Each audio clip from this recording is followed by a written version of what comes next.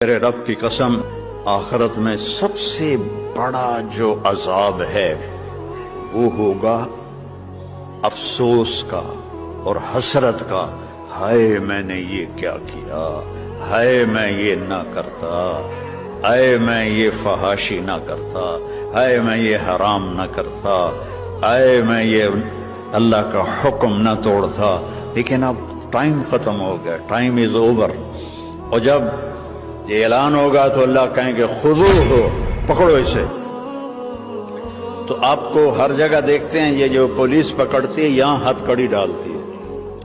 یہاں ہتھ کڑی ڈالتی ہے، لیکن جب یہ فرشتے آئیں گے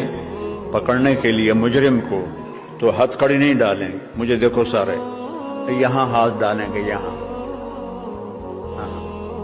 اور اس کو ایسے کھینچیں گے تو اس کا جبڑا سارا